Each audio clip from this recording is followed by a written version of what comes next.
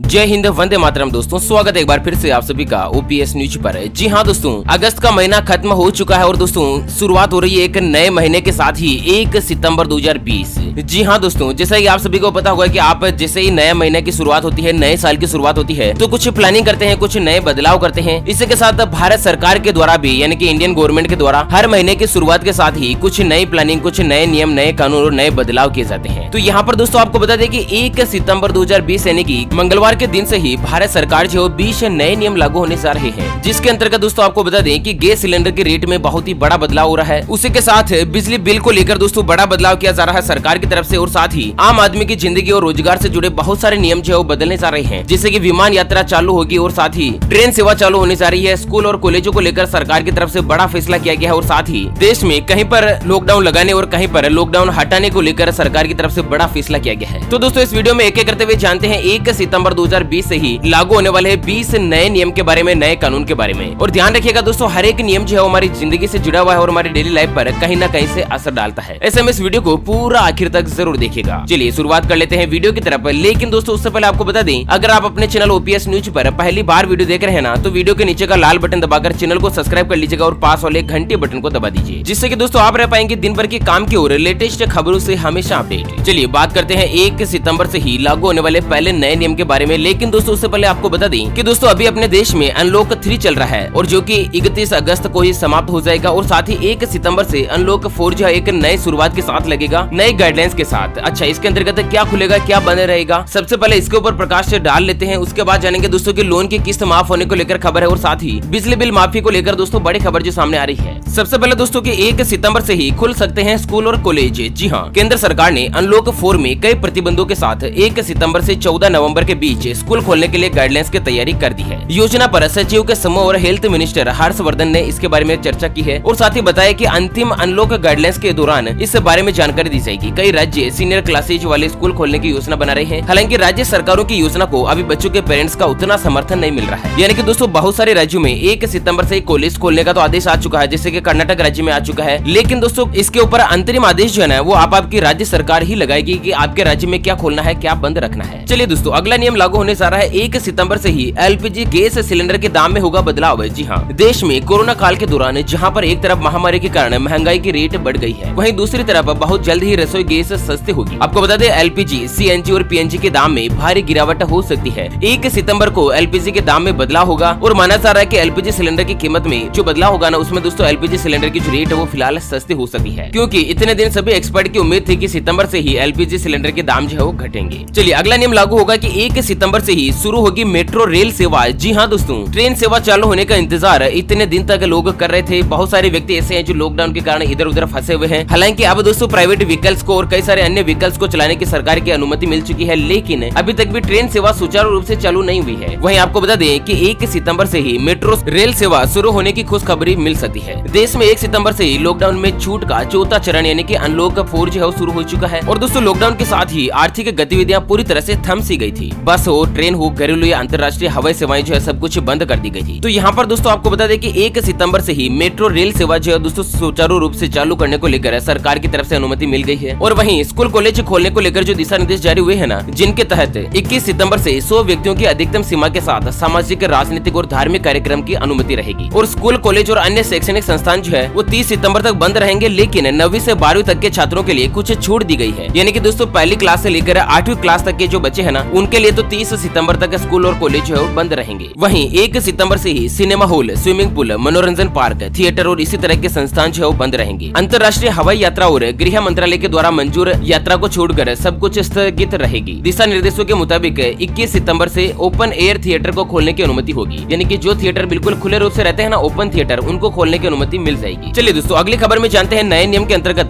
कि क्या लोन की ईएमआई नहीं चुकाने की छूट 31 दिसंबर तक बढ़ेगी। 1 सितंबर को होगी सुप्रीम कोर्ट में सुनवाई। जी हाँ दोस्तों, इतने दिन आपको पता होगा कि लॉकडाउन के दौरान अगर आपने कहीं से भी किसी भी तरह का लोन ले रखा है, चाहे होम लोन हो, चाहे आपका पर्सनल लोन हो, चाहे दोस्तों आपने व्हीकल के ऊपर लोन ले रखा हो, इतने दिन तक यानी कि 31 अगस्त तक सरकार की तरफ से लोन की किस्त चुकाने को लेकर छूट मिल रही थी। यानी कि ईएमआई की जो किस्त होती है ना, उसको आप चाहे तो चुका सकते हैं, अगर आपके पास पैसे की व्यवस्था नहीं है तो आप नहीं चुका सकते हैं। लेकिन इसके बाद 1 सितंबर से आखिर क्या होगा, तो आपको बता दें कि सुप्रीम कोर्ट ने रिजर्व बैंक ऑफ इंडिया की मोरेटोरियम योजना को दिसंबर तक बढ़ाने की याचिका पर सुनवाई करने का फैसला किया है। न्यूज एजेंसी पीटीआई के मुताबिक इस मामले पर सुप्रीम कोर्ट में सुनवाई जो 1 सितंबर को होगी और याचिकाकर्ता ने कोर्ट में दलील दी कि कोरोना संकट में जिन कठिन आर्थिक हालातों को देखते हुए मोरेटोरियम सुविधा दी गई थी वह अभी समाप्त नहीं हुई है। ऐसे में मोरेटोरियम की जो सुविधा को इस साल दिसंबर तक बढ़ाया जाना चाहिए, क्योंकि दोस्तों लोग बाग और जनता ये चाहते हैं कि 31 दिसंबर तक लोन की किस्त चुकाने पर छूट मिलती रहे, क्योंकि दोस्तों इस कोरोना काल में बहुत सारे मजदूर वर्ग है जो कि अपना अपना शहर के कामकाज छोड़कर गाँव में आ चुके हैं और बहुत सारे लोग ऐसे भी है जिनको हफ्ते में 2 दिन काम मिल रहा है, किसी को 3 दिन काम मिल रहा है। ऐसे में दोस्तों घर खर्च चलाना ही अगर मुश्किल हो रहा है तो लोन की किस्त फिलहाल कैसे चुकाएंगे। वैसे इसके बारे में आपकी क्या राय है दोस्तों? आपकी राय जानना हमारे लिए बहुत ही ज्यादा महत्वपूर्ण है कि 1 सितंबर से ही लोन की किस्त चुकाना चालू होना चाहिए या 31 दिसंबर तक फिलहाल छूट मिलनी चाहिए। दोस्तों आपकी राय हमें वीडियो के नीचे कमेंट बॉक्स में जरूर बताएगा। चलिए लोन पर ब्याज की माफी को लेकर सरकार की तरफ से अगला नया नियम जानते हैं, लेकिन उससे पहले दोस्तों एक नजर डालते हैं आज के माइंड क्विज यानी कि गिवे वाले सवाल की तरफ। तो दोस्तों आज का माइंड क्विज वाला सवाल आप स्क्रीन पर देख पा रहे हैं। नरेंद्र मोदी जी प्रधानमंत्री बनने से पहले किस राज्य के मुख्यमंत्री थे? जी हाँ दोस्तों दोबारा सुन लीजिएगा कि भारत के प्रधानमंत्री नरेंद्र मोदी जी प्रधानमंत्री बनने से पहले कौन से राज्य के मुख्यमंत्री थे? तो दोस्तों क्विज का आंसर जल्दी से लिखना है वीडियो के नीचे कमेंट बॉक्स में, और दोस्तों आप में से जो भी व्यक्ति इसका सही जवाब देंगे उनमें से रेंडमली किसी एक कमेंट्स को सेलेक्ट किया जाएगा हमारी ओपीएस न्यूज टीम की तरफ से और उसे दिया जाएगा एक 3 महीने का मोबाइल रिचार्ज बिल्कुल फ्री। जी हाँ दोस्तों चलिए अगला नियम है दोस्तों लागू होने जा रहा है कि बड़ी खुशखबरी, अब सोने की तरह चांदी से भी कर सकते हैं कमाई। 1 सितंबर से शुरू हो रही है कुछ खास सर्विस। जी हाँ आपको बता दें देश के सबसे बड़े स्टॉक एक्सचेंज में अब निवेश करने वालों को 1 सितंबर से ही कमाई करने का एक और शानदार मौका मिल रहा है, यानी कि नेशनल स्टॉक एक्सचेंज